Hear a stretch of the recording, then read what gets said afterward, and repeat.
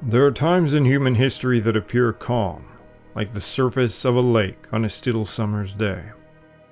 Then there are other times when those waters of history bubble and froth, crashing against the shores of time in a furious gale, sweeping away all that stands before the surging forces of fate. The origins of the world we know today was born in such tumult, shaped by the fires of war, migration, and catastrophe. Thousands of groups have been swept away by the bloody tides of fate, many of which we know nothing about, some of which we have but the footprints they left behind.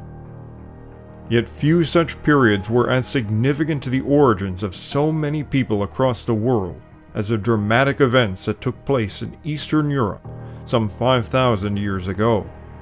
From the far western shores of Ireland and Iberia, to the Indus Valley and the deserts of Xinjiang, China, a mysterious people hardly recognized in archaeology defeated the forces of nature and the civilizations that came before them to conquer more lands than any empire in pre-modern history. From those people, the languages of Hindi, Persian, Russian, Spanish, English, German, and Gaelic have all come. They are known commonly as the Indo-Europeans. But who really were these people? When did they exist? And where did they actually come from? How could they possibly have had such a dramatic impact on the languages and cultures of so many people across the world? New linguistic theories have recently been birthed to challenge the long-standing views, all of which will be examined as we seek to answer, who were the Indo-Europeans? Hi friends, I'm Kevin McLean. Don't forget to like, subscribe, and consider supporting the channel through Patreon, PayPal, or YouTube Super Stickers. Your support helps me to make long, in-depth videos like this. I appreciate all of your support. Though Indo-Europeans are a popular topic of conversation among those interested in ancient prehistory, archaeology, mythology, and linguistics today, it has been popular for quite some time. The modern awareness that many of the languages of Europe, Iran, India were anciently connected can be dated to the 16th century. Individuals who had experience in India recognized linguistic commonalities, but it wasn't until the 18th century that the question began to be more widely known and discussed in some detail by academics. Mikhail Lomonosov, a Russian polymath born in St. Petersburg in 1711, known for his groundbreaking achievement in astronomy, geology, physics, engineering, and poetry, noted that Latin, Greek, German, and Russian must have had a common ancestry in the ancient past. By the end of the 18th century, the topic was taken up by Sir William Jones, and by 1813, the use of the term Indo-European was coined by Thomas Young, using the western and eastern extremities of the proposed language grouping as the basis for the name. Now, noticing a relationship between Indo-European languages is really only as difficult as becoming familiar with a few. While there are a lot of differences, there are key similarities in nearly all of the languages that are recognizable to nearly anyone. Family names and structures are some of the most core vocabulary in a language, and Indo-European languages nearly all share many important family words. Father in English, pater in Latin, pateras in Greek, pedar in Persian, pita in Hindi, aher in Gaelic, and we also have English mother, Latin mater, Greek mitera, Persian modar, Russian mat, Gaelic maher. There are many other words shared across many of the languages, so that anyone familiar with several would have some inkling that there was a connection. So why then did it take until the 16th century for anyone to notice? It may not have. The ancient Greeks had extensive dealings with a wide range of people, many who spoke Indo-European languages and some others who didn't. In their myths, they claim that the ancient Greek hero Perseus was the founder of the Persians. Now, this is often explained by the similarities of the given name of the hero to the name of the ethnic group, but it may have been more than this. While modern Greek and modern Iranian languages have moved further away, in part due to different sets of loanwords, ancient Greek and ancient Iranian were more similar to each other. Now, recognizing this might have given justification to some Greeks for thinking there was an ancient connection between the people. As with most mythology, this was explained through a founder myth. This is the same for many other European peoples that the Greeks interacted with.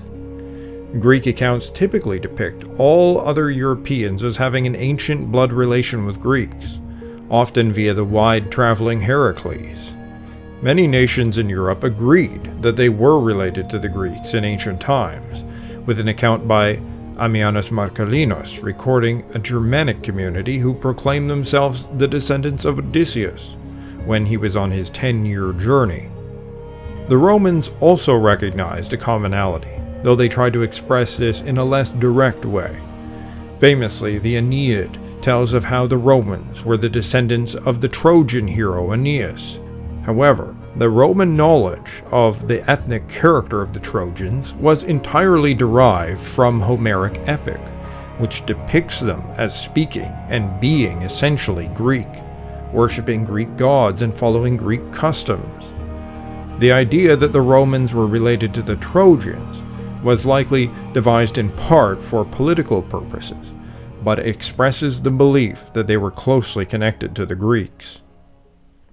Among these ancient peoples who spoke Indo-European languages was a belief that they were all related in an ancient past, and we can suppose that part of the reason for this belief was the awareness of similarities in language, which were greater than they are today.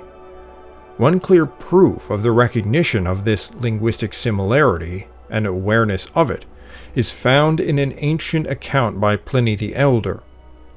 He explained that the meaning of the word druid, an ancient Celtic priest, was likely connected to the Greek word for the oak tree, which they revere, an etymology that is in fact correct.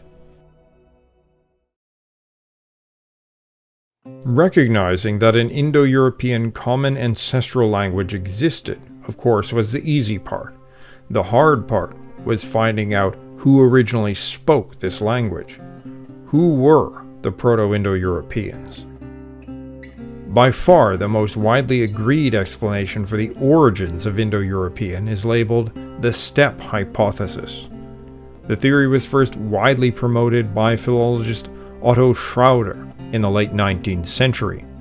He undertook extensive study into the common roots for domestic plants, animals, and technologies across the Indo-European languages, and concluded that the early Indo-Europeans were pastoralists who domesticated horses, as so many common Indo-European words were related to horses and horse-related gear. He thought that they must have resided on the Pontic-Caspian steppe, where horses were native. This theory was later supported, fleshed out, and articulated by Lithuanian archaeologist Marija Gimbutas, and more recently corrected and expanded on by many researchers in linguistics, genetics, archaeology, and anthropology, such as David Anthony, among many others. Seemingly because certain political groups and ideologies in the early 20th century abused simplistic ideas about Indo-Europeans to further their own racial views, there was a reaction against the concept rooted in emotion rather than objective analysis, which until recent advances of archaeogenetics was trying to douse the flames of any Indo-European ethnic origin theory.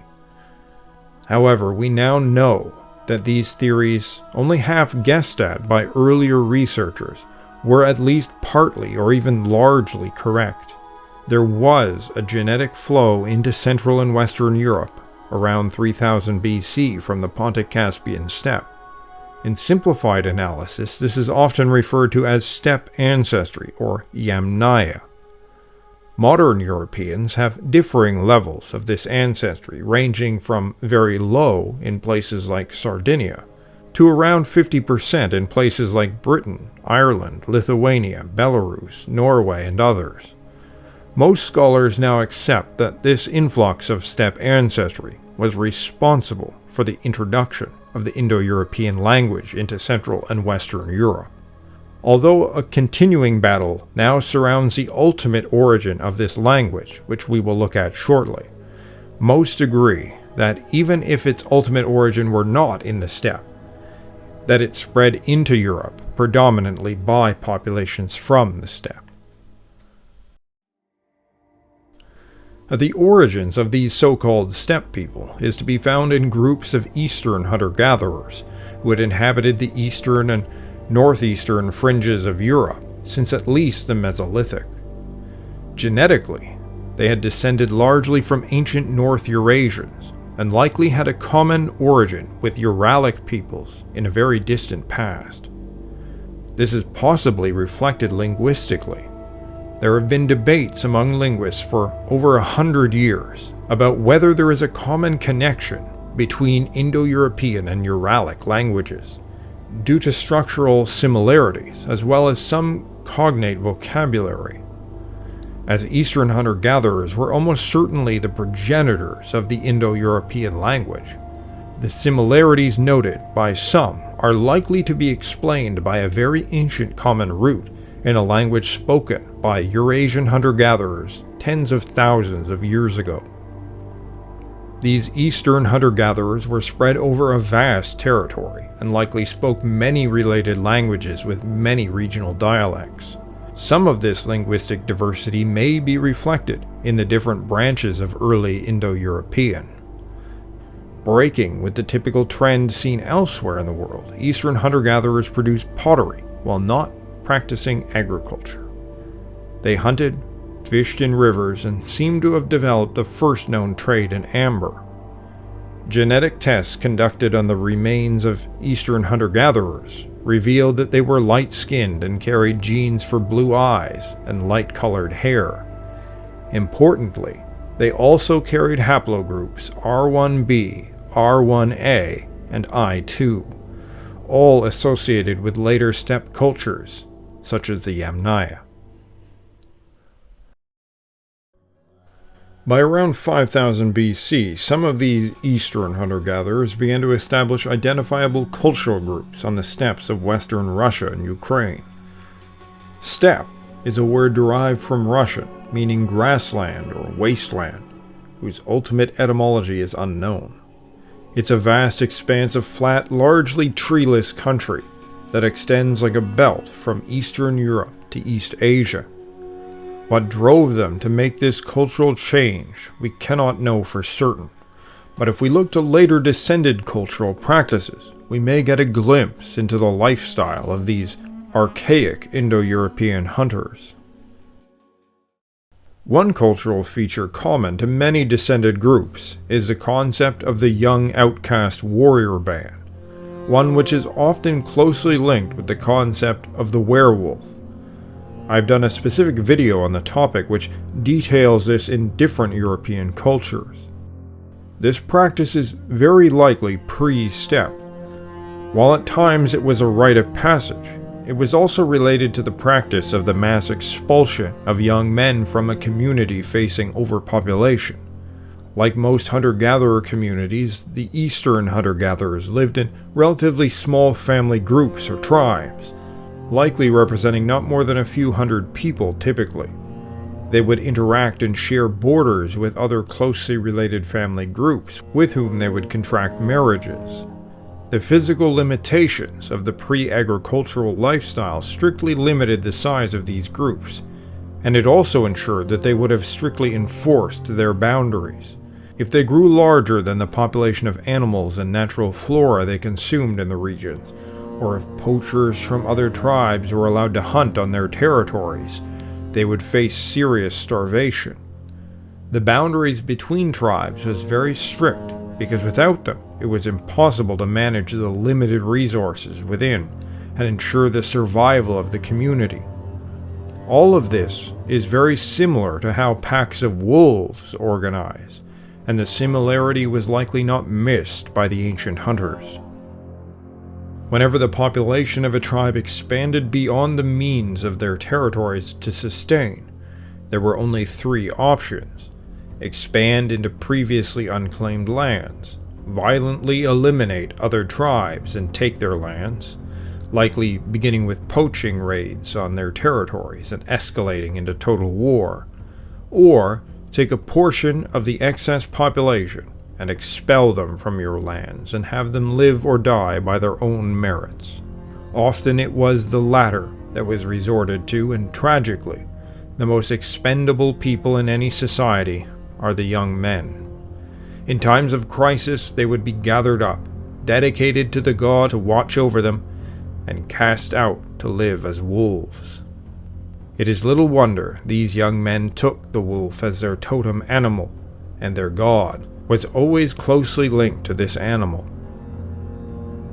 With the warming weather and the retreat of the ice sheet in the Neolithic, the hunter-gatherer population was expanding more rapidly. Youths who needed to establish their own lands either had to win their place through warfare or be willing to learn and adapt to different lifestyles in order to survive in lands previously unclaimed.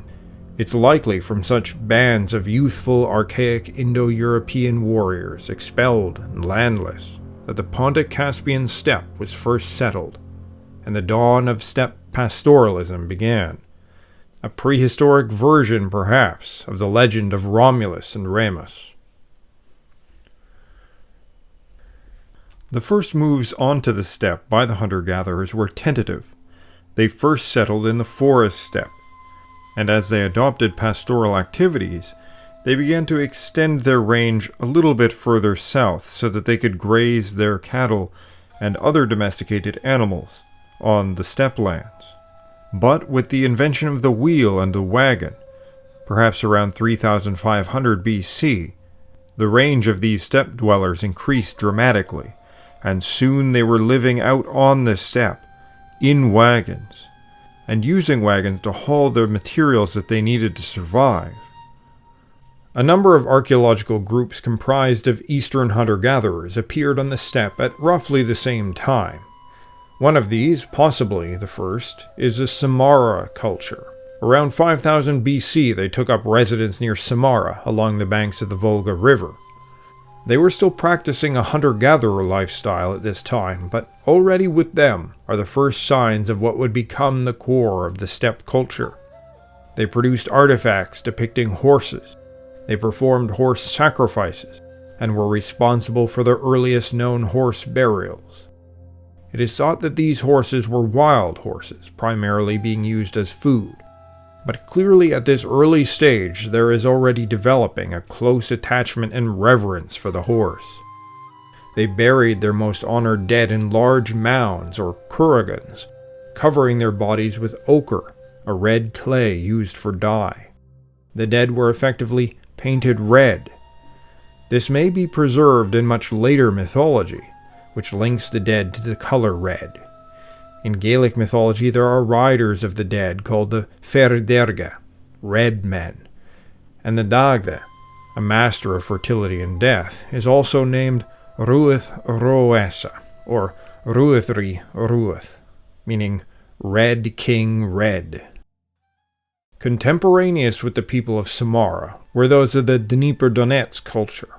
Like those in Samara, they were entirely descended from the eastern hunter-gatherers. They also buried their dead covered in ochre, placed horse bones in burials, and produced horse figurines. There is at least some evidence that they may have begun to engage in some limited agriculture. Though both groups lived over 1,000 kilometers apart, both are genetically and archaeologically nearly the same, and it speaks to their common origins as the first of the eastern hunter-gatherers to settle and make a life for themselves on the steppe, but who had not yet adopted a pastoral lifestyle. The first of these groups which appears to have become pastoral is the Kavalinsky culture. Sometime around 4500 BC, they begin transitioning from hunter-gatherers to primarily pastoralists, herding domesticated animals, although it should be noted that hunting remained an important activity for all of these groups, one which continued well into the much later Indo-European cultures. The first evidence for horse domestication and copper working is found with them. That doesn't mean that the other groups were not doing this at the same time, but it's evidence bias, as we know only what has been recovered. Likely, if one group in the region was doing it, they were all by this time engaged in it. The Sredny Stog culture developed around 4500 BC and dwelled across much of Ukraine. They practiced pastoralism and some agriculture, possessed domesticated horses, as well as worked with copper, and engaged in long-distance trading. There is some evidence that they ranged as far as the Balkans, with two individuals carrying steppe ancestry similar to Sredny Stog examples found near Varna, Bulgaria, dating to between 4500 and 4000 BC. It was also among the Sredny Stog that the first use of corded ware pottery is found, and with those people the very origins of the later corded ware culture may have begun. All of these early Eastern hunter-gatherer descended groups are remarkable for their physical robustness. They were noticeably larger and had stronger bones and build than most other peoples in the same time period. In part, this is likely due to the lifestyle and diet, highly rich in fresh protein. Their custom of marrying from outside their own tribe would also lend itself to a healthier genetic line. In a short 500 years, all of the groups of Eastern hunter-gatherers who had moved into the steppe had adopted forms of pastoralism and were domesticating the horse. A recent international study involving 150 scientists concluded in 2021 that the ancestor of the modern domestic horse originated and was domesticated in the Volga-Don region of Russia. All domestic horses in the world are related to the horses broken on the steppe by ancient Indo-Europeans, the first cowboys.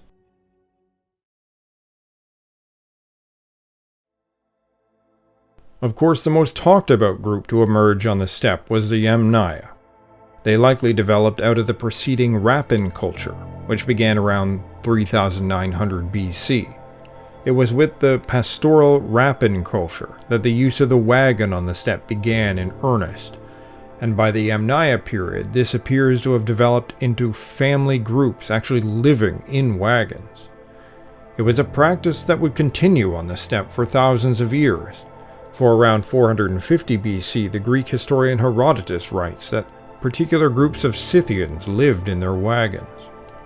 It is possible that the wheel was first invented by the Proto-Indo-Europeans sometime around 3500 BC. While older theories generally place the wheel as being first developed in Mesopotamia and spreading north and west, there is a significant problem with this theory. Most of the Indo-European languages, save for the Anatolian branch, have cognate words for wheels and wagon-related technology. Anatolian presumably does not share this vocabulary because it split from Indo-European before the technology was invented, perhaps around 4000 BC. These words cannot have been borrowed from one Indo-European language to another, as their morphological changes show that the terms descended from a common source. Thus, this very significant technological innovation must have developed during the period before the Proto-Indo-European languages fragmented. It not only dates the language to the time period of wheel technology, but because all the vocabulary surrounding the technology is entirely based on Indo-European roots, it shows that the technology was almost certainly not borrowed, but invented locally within the Indo-European language community. If the technology had been borrowed, it is likely its foreign name would have been used. At the very least, we would expect at least one term related to wheel and wagon technology to be borrowed. Because all of these words are native Indo-European constructions, it's likely that the technology either developed simultaneously north and south, or that it developed first in the steppe and very quickly spread to numerous other regions. We do know for a fact that it was among the Proto-Indo-Iranians in Tashta culture that the earliest evidence for the use of the spoked wheel is found, around 2000 BC. And it's a curious thing that nearly all the Indo-European cultures made the wheel a significant religious symbol. While the symbol may be originally based on the sun, it later fuses with the symbolism of the physical wagon or chariot wheel, with which the sun is strongly associated with in the earliest Indo-European myths.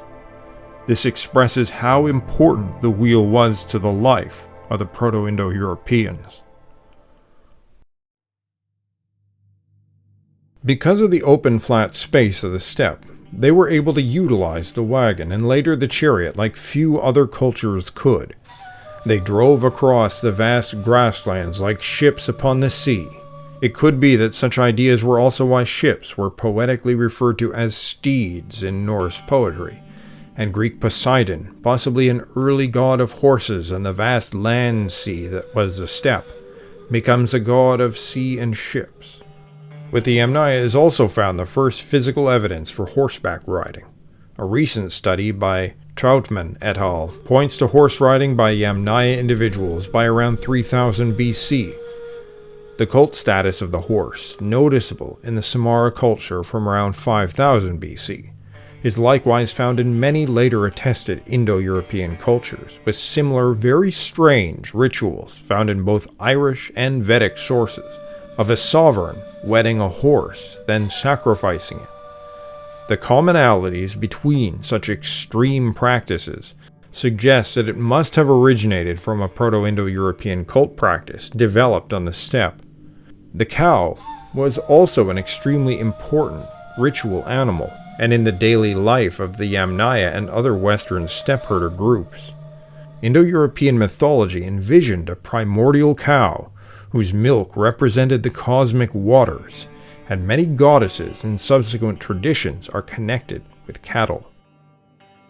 The burials of the Rappan culture began with typical flat graves, the dead covered in ochre, the same as nearly all the other Eastern hunter-gatherer descendant peoples. As they expanded, they began to adopt the use of tumuli, and the practice was maintained by the Yamnaya.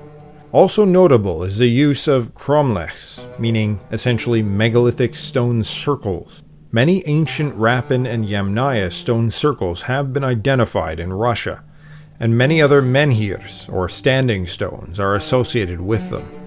Sometimes they would encircle a tumulus with standing stones, something we see replicated in Britain and Ireland, even in cases when the tumulus was built by the preceding population. They created the Kiernosivsky idol, a stone carving, possibly of a god, which strongly resembles other later carvings throughout Europe, and clearly they had a tradition of using stones to mark sacred spaces. On the steppe, there was a limited supply of wood.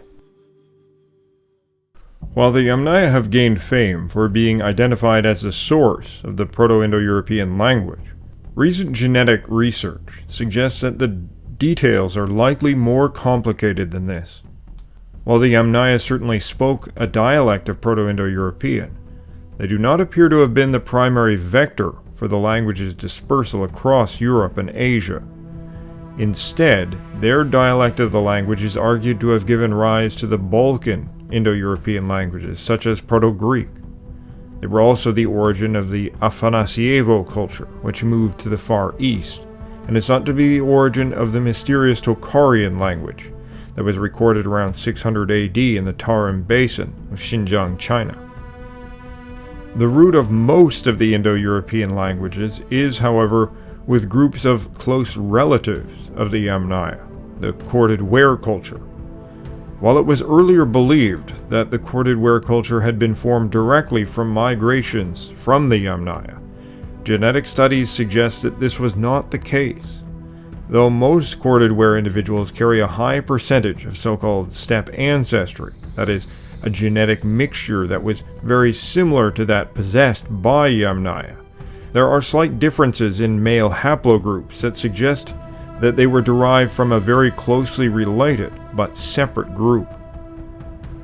Though they were primarily pastoralists, they did not dwell directly on the steppe, but within the forest steppe and even the forest. Evidence suggests they cleared great stretches of land through fire and used these cleared areas to pasture animals and plant cereal crops. They buried their dead in singular graves, sometimes with accompanying tumuli, very much like the Yamnaya and other groups of a similar origin. Though they probably spoke a dialect understandable to the Yamnaya and shared a very similar genetic origin and culture, they would have also had cultural and linguistic differences. It could be that it was the forest steppe-dwelling cousins of the Yamnaya, speaking a very closely associated language or dialect, which was the ancestor of the Indo-European languages like Slavic, Celtic, Iranian, Italic, Germanic, while the Yamnaya were responsible for the spread of other branches, such as Proto-Greek, Illyrian, Thracian, and Albanian. However, these Proto-Indo-Europeans, whether Yamnaya or not, were similar enough linguistically and culturally that we can probably make some broad, sweeping generalities about them. They wove textiles using plant fibers and wool and created fired pottery. They raised a variety of livestock and possibly were instrumental in the breeding of sheep for wool production. They engaged in some farming of cereals and had native words for plow and field. They fermented milk to create cheese, and they collected honey and produced a fermented beverage of it. They used specially designed stones for grinding grain, nuts, and other plant material. They trained horses and produced some horse gear still familiar today, though not the saddle.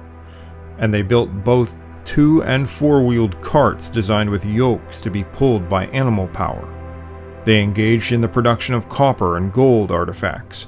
They must have had houses with doors, fences, boats, and many other tools and other artifacts that we don't always associate with steppe culture. On a political level, they organized in tribes known as the Tuataha, which were led by a tribal leader called the Hregs, known in descendant language as Raj, Rex, or Ri, generally selected through a complex combination of aptitude, social status, and ritual. These tribes were often bound up with other closely related tribes in client-patron relationships, sometimes based on lineage, historical debts, marriage, and even mythological reasons. This network of tribal alliances could at times bring vast numbers of people under the political guidance of a single ruler, likely one who at least verbally traced his lineage back to the gods. The legitimacy of rulers was upheld or cast down by a group of elders who served as priests, while another group of people served as poets tasked with the memorization and recital of tribal histories and divine hymns. They had structured views of social class, status, honor, and one's relationship to the gods and to his community. They were strongly patriarchal, and they likely believed that one could gain immortality through battle. They glorified raiding, the abduction of women from rival peoples, and the total destruction of enemies. Their heroes were warrior cattle raiders, as can be seen in the Vedic texts which praise Indra for winning the cattle, and Heracles who plundered the cattle of Geryon. They organized war and raiding bands who engaged in ecstatic forms of combat, where the warriors mentally and spiritually transformed into fierce, raving animals such as wolves. They may have fought naked, save for an animal pelt, and entered into rages where they were perceived as being invincible. Yet, these were not unsophisticated and unintelligent people. They had very strict rules about providing hospitality to guests and strangers, which all the daughter branches shared. They gave elevated status to priests and poets and people of art. Upon the king was placed the burden of upholding truth, as the Gaelic lawgiver Moran described it. He had to guide the community like a seasoned charioteer, looking all about him, judging the path in an instant, responding to every bump, every stone on the field so as not to break the wheel rim under him. That path that the king must find was the concept of the truth or right, meaning to them something like cosmic order, known in Sanskrit as Krita. To the ancient barbarian steppe herder, the ideal king was, of course, a powerful warrior who could lead his people to victory. But he was also a wise man, a guide, a pathfinder, a charioteer, a cattle herder, with the tribe envisioned as his chariot.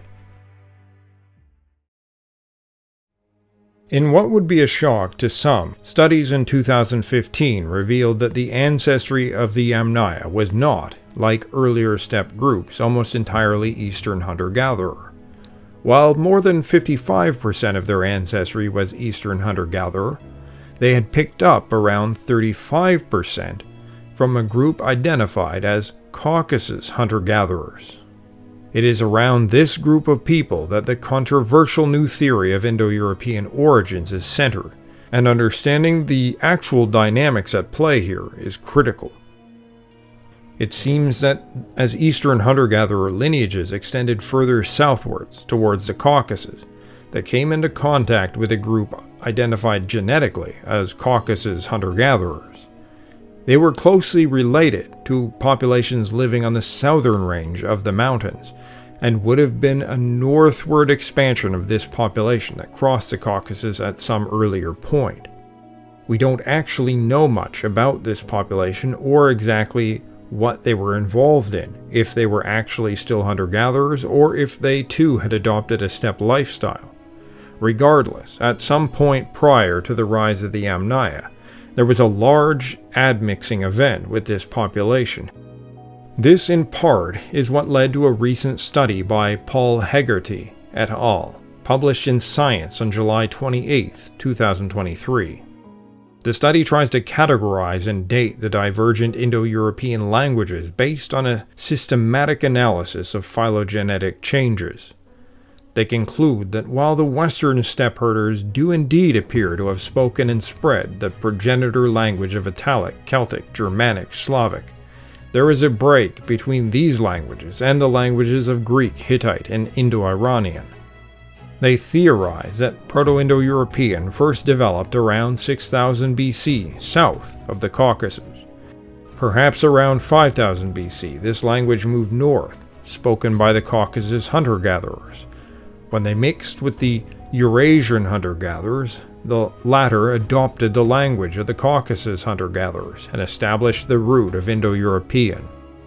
Before this, others from this same group migrated west into Anatolia, creating the Anatolian branch of Indo-European, and Anatolians moved into Greece, perhaps around 3000 BC. According to this theory, Greek would have developed from the Anatolian branch or been very closely related to its origin. They also concluded that Indo-Iranian was unlikely to have been the result of steppe migration, but was instead the result of migration from these Proto-Indo-European speaking Caucasus hunter-gatherers, who migrated into Iran and through to India. Taking only a simplistic glance at this theory, it appears compelling. Curiously, there are some words in Indo-European which appear to be cognate with ancient Sumerian. Ab or ap means water in both languages. However, these can also be explained as linguistic borrowings, as Indo-European has other words, water in English, voda in Russian, which may have a common root with Uralic. It locates the origin of the language centrally, and would, at a simplistic level, answer the question of Anatolian.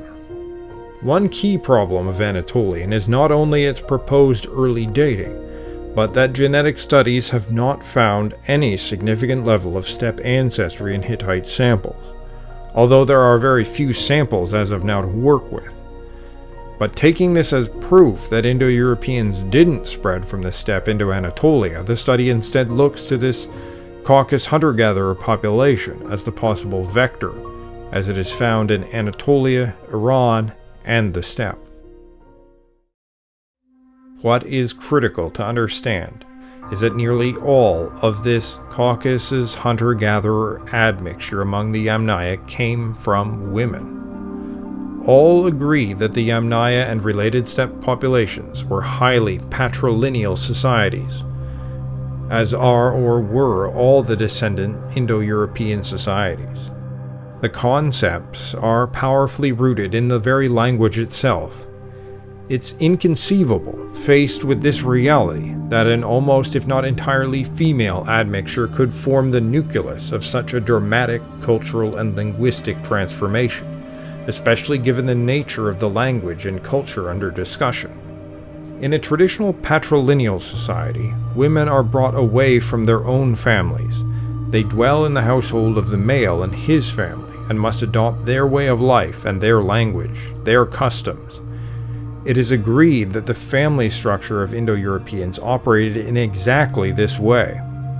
In such a scenario, word borrowings could take place, perhaps especially associated with words linked to women and women's activities, say water, which women were often responsible for fetching and for using to clean and cook with. The feminine primordial goddess is frequently linked to water in Indo-European traditions. However, a complete language shift is effectively impossible. Most likely, the admixture results from one of two things, or a combination of the two. Either the women were given over as tribute, or, more likely or more frequently in my view, they were taken by force through raiding, probably over the course of several generations, in pillaging of a weaker group, unable to effectively defend itself. We know that elements of an earlier cultural practice of raiding for women was preserved in nearly every descendant Indo-European culture, making it likely that this was part of the proto-culture. While earlier this raiding, not only for cattle but women, who poetically are often likened to cattle, was mostly confined to other tribes that possessed Eastern hunter-gatherer ancestry, when they came into contact with this Caucasus Hunter Gatherer population, they fully exploited them for this purpose. Indo-Europeans would undertake exactly the same practices throughout Europe and Asia as they spread, often in places where steppe ancestry, in percentage terms, is not high. Their male haplogroups will still be disproportionately reflected, due to their having obtained disproportionate reproductive access to local women, to put it very politely. Linguists have long considered that the Anatolian branch entered the region from Thrace. Recent genetic finds in Bulgaria show that steppe ancestry, similar to Sredni Stog, was present in Bulgaria as early as 4500 BC, and it was likely around this same time and from related groups that Anatolian developed, possibly developing from a different dialect or sister language to Indo-European. That in the case of the Hittites, the language becomes detached from steppe ancestry, and even steppe haplogroups, is uncommon in the spread of the language group elsewhere, but not at all improbable. In the historical case of the Hungarians, the entire ethnic group has become detached from its genetic origins as a Ugrian steppe herder group, yet the language continues. In other cases, the Basque region is dominated by Indo-European haplogroups, but the non-Indo-European language persists. The Etruscans were found to be not significantly genetically distinct from other Italic peoples, with a steppe admixture of around 35%, and yet the Etruscans spoke a non-Indo-European language. Certain aspects of modern language spread cannot be reasonably compared to ancient ones, but one aspect that is common is that power and prestige can play a very important role in the spread of a language and often trumps simple numbers of speakers. In places where small numbers of Indo-Europeans managed to gain power over an existing society, the language may have taken and been established as the language of the ruling class. After an initial domination, merging with the vastly superior numbers of the local population, their line can become buried, even as the cultural and linguistic forms might persist and gain dominance. We have seen such things play out within the historical period, and this is the most likely explanation for the origin of Anatolian. The final serious flaw in the conclusions of the new study, which I will mention here, are the proposals regarding the spread of Indo-Iranian. Breaking with earlier linguistic analysis, it is claimed that there is in fact no closer relationship between Germanic, Slavic, and the Indo-Iranian branch.